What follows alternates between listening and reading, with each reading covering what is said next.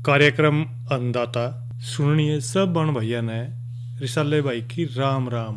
कार्यक्रम अन्नदाता और इसमें भाई हम खेती बाड़ी न लेकर अपने बाग बगीचा न लेकर तो इस तरह हम बातें करा हैं ताकि जो किसान भाई हैं भाई वो खेती के साथ साथ जो बागवानी कर रहे हैं वो भी फायदा उठावा और भाई जो फसल ले रहे हैं वो भी फायदा उठावा और साथ साथ में भाई जो प्राकृतिक खेती है उसने अपना लें और फिर खेती करें। कई ग्राम भाई सोने पे सुहागा हो जाएगा।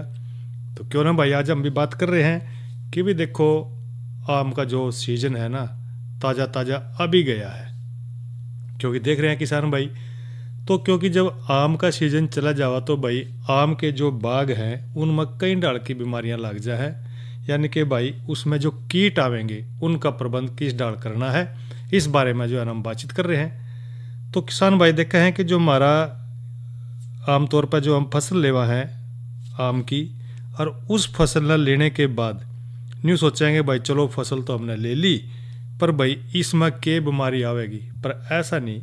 इसमें जो है ना कई डाल के जो है ना बीमारी देखी जा है जिससे भाई जो पौधे हैं पेड़ है आम के वो कमज़ोर हो जाए और फिर जो है ना सोचे ना भी हमारे इस तो बाग में इस बार कम फड़ा है तो भी कमी भी यही रही, क्योंकि हमने भी जब समय रहते उसकी जो है ना देखभाल नहीं करी तो पैदावार में कमी न्यू हुई। तो यह जो कमी आवा है कई बार जो है ना कई तरह के जो कीट हैं वो इनके ऊपर आक्रमण करते हैं जिससे जो है ना पौधे का नुकसान हो जाए। और यो खास करके भाई जुलाई महीने तक लेकर अक्टूबर नवंबर तक जिस तरह के गोब छेदक है या भाई स्केल कीड़ा है तना छेदक कीट है, इसका प्रकोप भाई आमतौर पर जो है ना बागा के में देखने न मिला है। जिस तरह गोब छेदक का जिक्र करें तो भाई इस कीट की जो नवजात सुंडियां है पत्ता के जो बीच में जो पतली पतली सी शाखाएं उनकी सिराएं हैं उनमें सुराख कर दे है, फिर खा ले उन्होंने। इसके बाद बड़ी सुंडियां बढ़ती हुई जो शाखा है उसमें सुराख करके सुरंग बना लें और वो अंदर के जो भाग है उस ना खा जाए। तो इस तरह जो है ना भाई जो प्रकोपित प्रोह लटक कर सूख जाए है और पत्तियां भी जो है ना फिर गिरनी शुरू हो जाएंगी, नहीं सोचा भी कि बीमारी लगेगी। तो इस प्रकार की जो नई बढ़वार है पूरी तरह वो सूख जाएगी और ये कीट जो है ना कलम करेंगे जो नए पौधे हैं खास तौर पर उन्होंने नुकसान ज्यादा करा है। इस कीट में भाई आक्रमण होने के बाद बात यह है उसका ध्यान रखना बड़ा जरूरी है। यो कीट भाई जुलाई तक लेकर अक्टूबर के महीने तक पूरा नुकसान पहुंचावा है। इसके बाद नवंबर तक मार्च तक भाई जब के शीत जो है ना थोड़ी सी कम हो जाए तो प्यूपा के रूप में बना रहेगा और पुराने जो बाग हैं उनमें जो है ना ये नुकसान कम दिखाई दे है। तो भाई इसका प्रबंध करना बड़ा जरूरी है, क्योंकि जो पौधे हैं पेड़ हैं जो खड़े हैं भाई एक तो प्रबंध करने की पहली बात तो ये ध्यान में रखनी है जो गोब छेदक है इसके द्वारा जो पौधे हैं उनकी टाणियां न तोड़ कर जिसके ऊपर लग रहा है ये बीमारी उसने तोड़ कर नष्ट कर दें। और भाई जो नई टाणियां हैं उसके ऊपर के ग्राम भाई जुलाई अगस्त में लगभग 250 मिलीलीटर अपना मिथाइल पैराथियान दवाई लेनी है 50 ईसी की ताकत वाली, या फिर भाई 125 मिलीलीटर डाइक्लोरोवास जिन्हें नुआन भी कहते हैं 76 ईसी की, या 300 मिलीलीटर भाई मोनोक्रोटोफास 36 WSC या 400 मिलीलीटर भाई डाइमेथोएट जिन्हें रोगोर के नाम से भी जाना है 30 ईसी की ताकत वाली, या लेकर 500 लीटर पानी में मिलाकर प्रति एकड़ भाई आपने छिड़काव करना है। इससे इस बात का ये ध्यान रखना है कि किस तरह इसकी जो कीट है किस तरह हम इससे छुटकारा मिल पा सका है। इसके गिला ही गिला एक कीट और राजा है जिस नाम सल्क कीट के नाम से जाना है। यो कीट भाई पत्तियां की जो निचली सतह है उन टाणियों की जो कोपले हैं उन पर चिपक कर रस चूसदा रहा है, जिससे जो है ना पेड़ की जो बढ़वार है वो रुक जाए। इन कीटों के द्वारा जो छोड़ा गया तरल मीठा पदार्थ है तो भाई फफूंदी लग जाएगी और जिस तरह जो पत्ते हैं वो काले पड़ जाएंगे और यह भाई वृक्षा की जो भोजन बनाने की जो ताकत है ना उसके ऊपर गहरा प्रभाव पड़ेगा इस बात का। मार्च तक लेकर नवंबर तक यो कीट सक्रिय रहा है और भाई नुकसान करता रहा है। इसके बाद सर्दियों में जब प्रौढ़ के रूप में ये निष्क्रिय पड़ा रहा है और पीले भूरे या हल्के भूरे रंग के ये गोल कीड़े सफेद मोम जिस तरह के जो चूर्णी पदार्थ है उससे ढके रहे हैं और छोटे पौधे भाई इसका प्रकोप ज़्यादा देखने को मिला है। तो इसके प्रबंधन का जिक्र करें तो भाई एक तो कीटग्रस्त जो टहनी है उन्होंने काट ले और काट के भाई उन्होंने जला दे ताकि आगे यो ना फैल सके। सितंबर महीने में जो जिन पेड़ों के ऊपर यो देखने मिला उनमें भाई 1.250 लीटर डाइजीनान 20 EC या 500 मिलीलीटर मिथाइल पैराथियान, जिन्हें भाई मेटासीड के नाम से भी जाना है, 50 EC को 500 लीटर पानी में मिलाकर प्रति एकड़ छिड़काव करना है। एक तीसरा जो किट बताया था हमने वो आया भाई तना छेदक। तो तना छेदक की सुंडियाँ तने और शाखाओं में भाई छाल के नीचे लकड़ी में जो है ना सुरंग बना के रवा है और उसने ये खांदी रहे, और जिस तने में भाई लाग रही है उड़ा शाखाएं जो है ना कमजोर पड़ जाएंगी और तेज आवाज चलने पर टूट जाएगी। सुरंग में छेद ते भाई तेल की तरियां चिपचिपा सा जो पदार्थ है वो निकलना शुरू हो जाए, और छेद भूरा जिस तरह के देखा हम कई बार जो है ना छेद के ऊपर जो है ना बूर सा आवेगा और वो उसके ऊपर ढके रहेगा। तो प्रौढ़ जाल को खांदे रहे हैं और कम नुकसान करा है। यह सुंडिया पीले सफेद रंग की 6 से 8 सेंटीमीटर लंबी हो है। सर्दियों में निष्क्रिय रह के मार्च अप्रैल में भाई प्यूपा में बदल जा है, और अप्रैल मई में ज़्यादा जो है देखने में युवा है कि जो मादा कीट है वो ज़्यादा अंडे दे है, जिस तरह ये सुंडिया निकल के आसपास के जो पेड़ है उनके ऊपर चढ़ जाए और तो भाई उन्हें नुकसान शुरू कर दे है, क्योंकि उन्हें खांदी रहे हैं यहाँ। तो मई से जुलाई तक यो कीट एक पीढ़ी पूरी कर ले है। और आम के साथ साथ भाई जिस तरह के सहतूत है या अंजीर है उसके पेड़ डाना भी भाई भारी नुकसान पहुँचा दे है, और पुराने जो पेड़ हैं भाई उन्होंने कीट का आक्रमण ज़्यादा दिखाई दे है। तो प्रबंधन आपने न्यू करना है, जो कीट ग्रस्त टहनी है उनको जो है ना काट कर जलानी है वहाँ। इसके बाद अंदर छुपी जो सुंडिया है या प्यूपे हैं वो मर जाएं। कमज़ोर और मरी हुई टहनियाँ उखाड़ के वृक्षों को उनको जलानी है अपने। सुराख जिस तरह के जो बूर है उसको टाकर 10 मिलीलीटर मिथाइल पैराथियान घोल लेकर भाई 50 EC वाला और 1 लीटर पानी में मिलाकर सुराख के भीतर उसने डाल दें, और ऊपर ते भाई जो है ना मिट्टी गिल्ला बंद कर दे, ताकि वो जो दवाई गिरी हमने उसका असर बना रहे। तो भैया तो हमने बात कर ली कि भाई आम के बागा में कीट का प्रबंध अपना किस तरह करना है। यह संदेश यूनेस्को व आकाशवाणी के सहयोग से प्रस्तुत किया गया है। शहर और जलवायु परिवर्तन, यह यूनेस्को का संदेश है। दुनिया के आधे से ज्यादा लोग अब शहरों में रहते हैं, और ये शहर दुनिया के 3/4 ग्रीन हाउस गैस प्रदूषण के जिम्मेदार हैं। जहां इंफ्रास्ट्रक्चर कमजोर हो और आबादी घनी हो, वहां बुरे मौसम, हवा में गंदापन और बीमारियों का खतरा सबसे ज्यादा होता है। लेकिन शहर समस्या का हल भी बन सकते हैं, जैसे बेहतर सार्वजनिक परिवहन, कम गाड़ियां और अपने शहर में ही खाद्य उगाना। यह सब प्रदूषण को घटाता है और जीवन को बेहतर बनाता है। सतत योजना बनाना अब कोई विकल्प नहीं रहा, बल्कि यह एक आवश्यकता बन गया है। यहाँ एक रोचक तथ्य है, आज लगभग 55% लोग पृथ्वी पर शहरों में रहते हैं, और यह संख्या तेजी से बढ़ रही है। और भाई ईब जिक्र कर लिया मौसम के बारे में। आज का अधिकतम तापमान रहा भाई 34 डिग्री सेल्सियस, न्यूनतम तापमान 26 डिग्री सेल्सियस, और कल भाई तापमान में बड़ी सी बढ़ोतरी होने की संभावना हो रही है, यानी कि भाई कल 35 डिग्री सेल्सियस अधिकतम तापमान रहेगा और न्यूनतम तापमान भाई 26 डिग्री सेल्सियस रहेगा। और आमतौर पर भाई मौसम जो है ना साफ रहने की भी संभावना है। और भाई इसके साथ साथ जो है ना कल हमारा कार्यक्रम रहेगा किसानवाणी, और उसमें हम बात करेंगे मक्का की मुख्य बीमारियां और रोकथाम के बारे में। आज की नसीहत में हम बात करेंगे भाई अरंड के पौधों की देखभाल किस डाल करनी है, और साथ साथ में जानकारी भी देंगे धान के प्रमुख कीट और रोकथाम के उपायों पर। और भाई ईब कराएंगे भाइयों का मनोरंजन। तो आओ सुनते हैं पहला ये लोकगीत।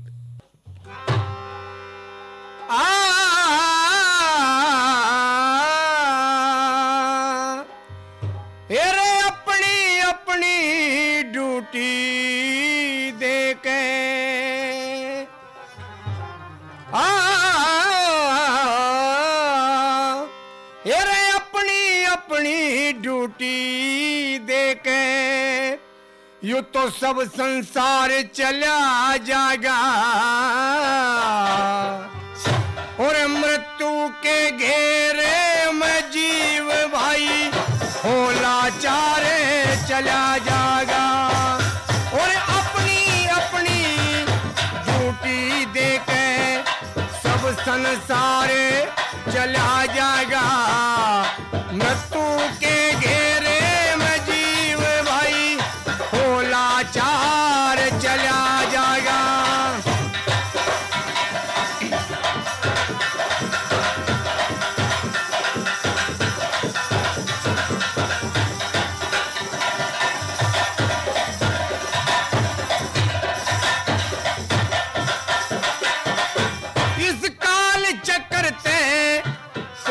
बचे ना राजा और वजीर सभी, दाता मुक्ता भगत भिकारी, तपस्वी परम फकीर सभी।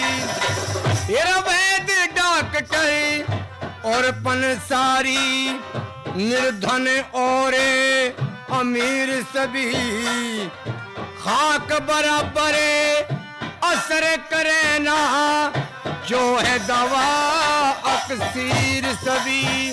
तेरे खाक बराबर असर करे ना, जो है दवा अक्सीर सभी। कर्म गति में गोते खाके, कर्म गति में गोते खाके, आर्या पार चला जाएगा। और मृत्यु के घेरे में जीव भाई होला चारे चला जाएगा।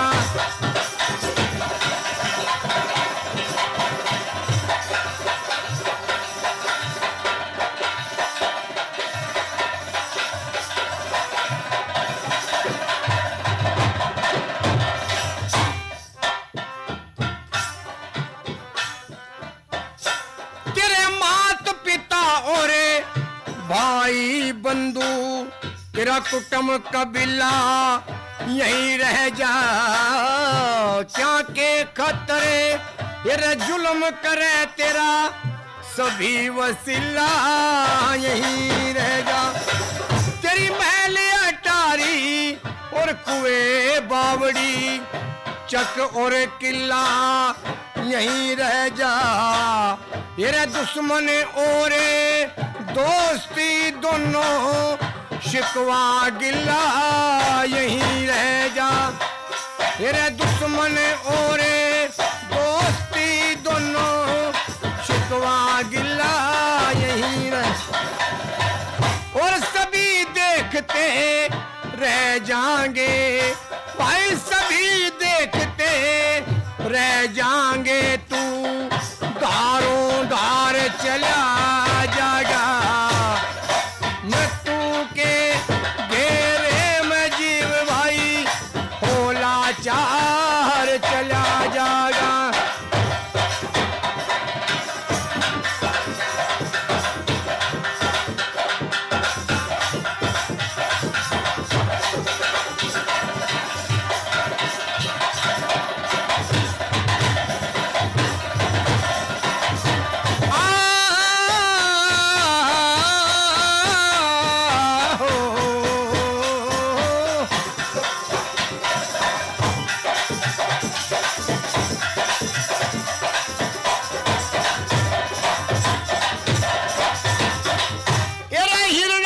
शब से अभिमानी और भगत प्रहलाद गए, कुंभकर्ण और मेघनाथ भी रावण उनके बाद गए।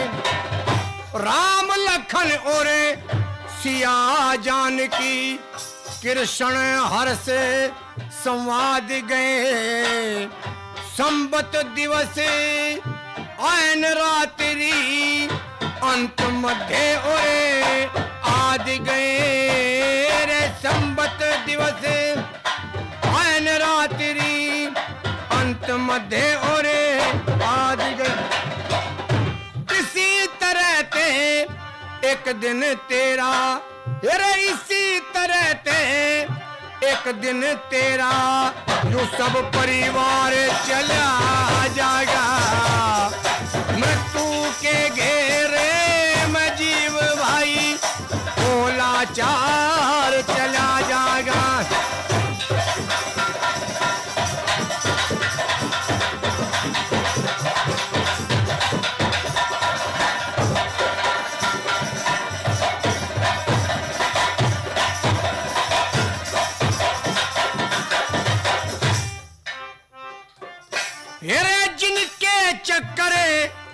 चले दुनिया में आज चकवे बैन का राज कहाँ, हीरे मोती जवाहरात में जुड़े हुए वो ताज कहाँ।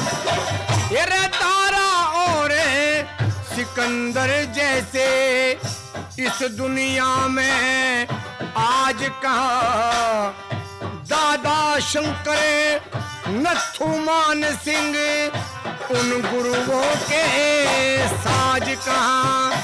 तेरे दादा शंकर नथुमान सिंह उन गुरुओं के साज कहाँ। लक्ष्मी वैद्य भाई एक दिन तू भी हाथ पसार चला जाएगा, मृत्यु के घेरे में जीव होला चार चला जाएगा।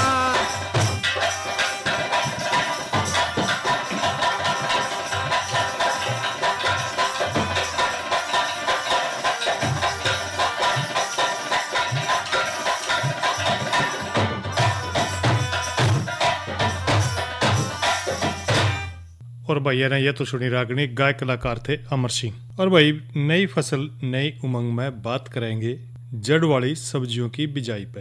किसान भाइयों, मौसम भी आ गया है सर्दी का, और भाई सर्दी में माना सब्जियां भी चाहिए, और सब्जियां भाई जब आवेंगी जब हम जो है उनकी बिजाई करेंगे। तो भाई जानकारी यह है कि जो जड़ वाली सब्जियां हैं, अगर हम इनका जिक्र करें तो जिस तरह के मूली है, गाजर है, सलजम है। गाजर के में भाई कैरोटीन, फाइबर, विटामिन के, पोटाशियम और भाई एंटीऑक्सीडेंट का एक बड़ा अच्छा स्रोत है यू। और इसके साथ साथ भाई जो गाजर है कोलेस्ट्रॉल लेवल को कम करा है और आंखों की सेहत को भी सुधारा है। गाजर में मौजूद भाई कैरोटीन एंटीऑक्सीडेंट कैंसर के खतरे को भी कम करा है। इसी डाल जो मूली है उसमें vitamin C, zinc, phosphorus, potassium, magnesium, calcium, लोह तत्व मिला है। और मूली भाई हमारे शरीर में जो लीवर है, पेट है, इसको भी साफ करके रखा है। सलगम में विटामिन ए, सी, बी, इसके साथ साथ पोटास, मैग्नीशियम, लोह तत्व, कैल्शियम, तांबा प्रचुर मात्रा में मिला है। तो गाजर की हम किस्मों का जिक्र करें तो भाई हमने कौन सी जो है ना गाजर बढ़िया रहेंगी खेती के लिए, जिनकी हम बिजाई कर सके हैं। पूसा केसर का जिक्र करें तो भाई यह केसरी रंग की अगेती देसी किस्म है। इसमें पत्तियों का भाग भाई कम हुआ है और इसकी पैदावार लगभग 100 क्विंटल प्रति एकड़ में तो निकल जा है। हिसार गैरिक का जिक्र करें तो भाई वो भी एक एशियाई किस्म है। इसकी जड़ें लंबी संतरी रंग की हैं और इसी तरह जो इसकी पैदावार है भाई 110 क्विंटल प्रति एकड़ में से निकल जा है। नेंटिस का जिक्र करें तो ये भी भाई यूरोपियन किस्म की जड़ बेलनकार यानी कि लंबी है, पूछ सिरे वाली वो है। इसकी जड़ें गहरी संतरी रंग की हैं और इसकी उत्पादन क्षमता लगभग भाई 100 क्विंटल प्रति एकड़ में से निकल जा है। मूली का जिक्र करें तो भाई पूसा चेत की है। गर्मी में भी इसको लगाया जा सका है क्योंकि ये किस्म अधिक तापमान भी सहन कर ले हैं और भाई 40 से 45 दिन में तैयार हो जाए और इसके जो उत्पादन है इसका भाई 60 क्विंटल प्रति एकड़ में से यो निकल जा है। हिसार स्वेती है, यो भी एक अगेती किस्म है जो लगभग 40 से 45 दिन में तैयार हो जाए। 60 से 65 दिन के बाद भी इसकी जड़ें जो है ना भाई खाने योग्य बन जाए हैं और यो भाई 120 से लेकर 140 क्विंटल प्रति एकड़ में ते निकल जा है। इसी तरह भाई वाइट आइसिकल है, यो भी यूरोपियन किस्म है जो 35 से 40 दिन में तैयार हो जाए और ठंड के समय जो है ना बिजाई के लिए बहुत बढ़िया रहेगी। इसकी जड़ें पतली, नरम और भाई कई तरह कम तीखी, कम चरचरी। इसकी पैदावार 30 से 40 क्विंटल प्रति एकड़ में तो निकल जाए। या भी जिक्र करें भाई सलजम की किस्म का, जिस तरह के वाइट है, यो भी अगेती देसी किस्म 60 दिन में खुदाई के लिए तैयार हो जाए। जड़ें सफ़ेद मध्यम आकार की होंगी। इसकी पैदावार 80 क्विंटल प्रति एकड़ है। पर्पल टॉप वाइट ग्लोब है, यो भी भाई यूरोपियन किस्म 75 बिजाई के लिए बहुत बढ़िया है। इसकी जड़ों का जो ऊपरी भाग है बैंगनी और नीचे का भाग सफ़ेद हुआ है। इसकी जड़ें गोलाकार हुआ है और इसकी पैदावार 80 से लेकर भाई 90 क्विंटल प्रति एकड़ है। बिजाई का समय का जिक्र करें, देसी गाजर की बिजाई का भाई उत्तम समय रहा है मध्यम सितंबर यानी कि ईब। मूली और सलजम की देसी किस्मों की बिजाई भाई अगस्त सितंबर तक कर देनी चाहिए भैया ने। यूरोपियन जो किस्में हैं इनकी बिजाई भाई अक्टूबर और नवंबर तक कर देनी चाहिए। खेत की तैयारी किस तरह करनी है आपने? खेत को भाई एक तरह करें, 2-3 गहरी जुताई करें, गोबर की खाद भली प्रकार से उसमें मिलानी है आपने। इसके बाद उसमें पट्टा लगाएं ताकि नमी बनी रहे और ढेड़े हैं जो वो टूट जाए। बीज की मात्रा भाई गाजर के लिए आपने 4.5 किलोग्राम, मूली 3 किलोग्राम, शलजम भाई 2 किलोग्राम बीज 1 एकड़ के लिए बहुत रहेगा। बिजाई की जो विधि रहेगी, अच्छी पैदावार गुणवत्ता वाली जड़ों के लिए गाजर, मूली और शलजम, इनकी बिजाई भाई हल्की डोलियों पर करनी चाहिए।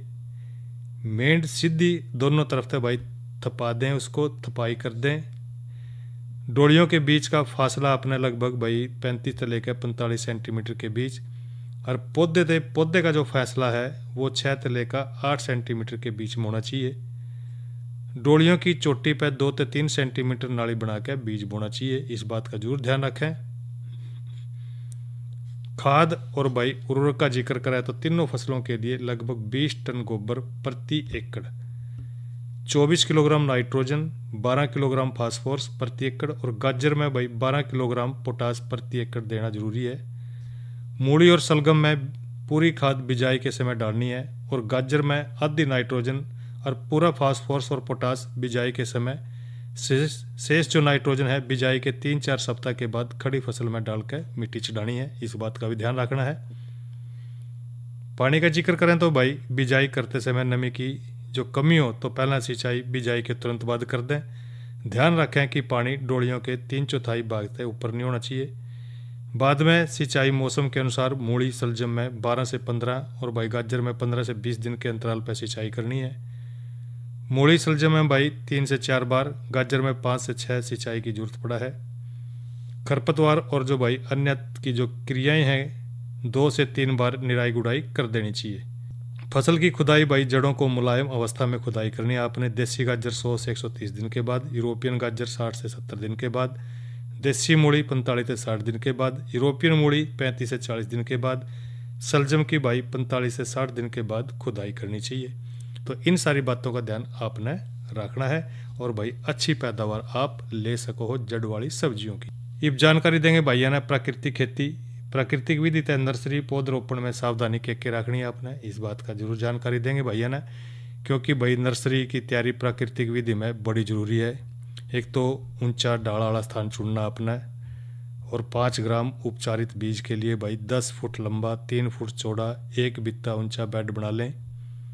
बेड में गोबर खाद एक बार अच्छी तरह जमीन में मिला लेना है।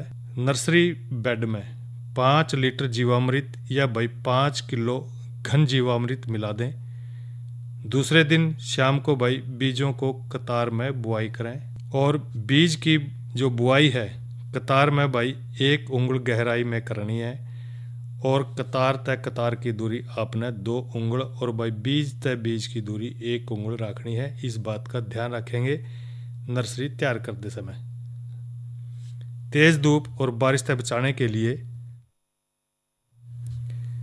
तो भाई नर्सरी की जो है ना पुआल से ना उसको ढक सको हो, यह बड़ा जरूरी है। पौध गलन बीमारी और सफ़ेद मक्खी के आक्रमण से बचाने के लिए भाई हांडी काथ 100 ग्राम प्रति 10 लीटर पानी 7 से 10 दिन के बाद और भाई 15 दिन से लेकर 20 दिन में स्प्रे जरूर करें, इस बात का भी ध्यान रखना है। 100 मिलीलीटर छाने हुआ जीवामृत प्रति लीटर पानी में मिलाकर 10 दिन में छिड़काव करना है। टमाटर पौधा 15 से लेकर 21 दिन में, मिर्च बैंगन 25 से 30 दिन के अंदर और भाई गोभी का 15 से 20 दिन में रुपाई खेत में करनी है, इस बात का जरूर ध्यान रखें किसान भाई। और भाई खेत की तैयारी जिस तरह पौधारोपण की बात कर रहे हैं तो भाई जमीन में अंतिम जुताई के समय 100 किलोग्राम घन जीवामृत जमीन में मिला दें। अंतिम जुताई के बाद 3 मीटर या 7 मीटर चौड़ा बेड के साथ पानी निकासी के लिए नाला बना लें। रुपाई के समय प्रति पौधा में 200 ग्राम घन जीवामृत का प्रयोग करना है। सब्जी और अन्य फसलों की बुआई पद्धति से जो है ना लगाने समय जमीन में अंतिम जुताई के समय भाई 100 किलोग्राम जो देखने में यो आवा है कि जो घन जीवामृत है उसको ज़मीन में मिला दें तो फसल जिस तरह की अरहर है, उड़द है, मूंग है, मक्का है, फिर भाई जो है ना इसकी जुताई आराम से कर सके हैं। खड्डे में लगने वाली फसल जिस तरह की लौकी है, करेला है, खीरा है, इनके लिए भाई 200 ग्राम घन जीवामृत मिट्टी के साथ मिला के प्रयोग करना है और पौधा उसके अंदर लगाना है। फसल बुआई और रोपाई के 15 दिन के बाद हंडी खाद जो दवा बता रखी है प्राकृतिक खेती के लिए, वो दवा 100 मिलीलीटर 10 लीटर पानी स्प्रे करना है और 5% छाने हुआ जीवामृत 500 मिलीलीटर 10 लीटर पानी में मिला के स्प्रे करना है। तो ये बात भाई आपने समय समय पर ध्यान रखनी है, तो भाई जो प्राकृतिक खेती है आपके लिए फ़ायदेमंद हो सका है। और भाई ईब जिक्र करेंगे जरूरी नंबर का। किसान भाइयों, जो हम नंबर बता रहे हैं वो है किसान कॉल सेंटर का नंबर, और वो नंबर है भाई 1551। किसान भाई कई बार देखा है कि भाई जो खेती बाड़ी में समस्या आ जाए, नहीं सोचा है कि भाई ईब के करा, तो उसके लिए भाई आपने जो ये नंबर है 1551, यो आपने अपनी कॉपी में लिख कर रखना है।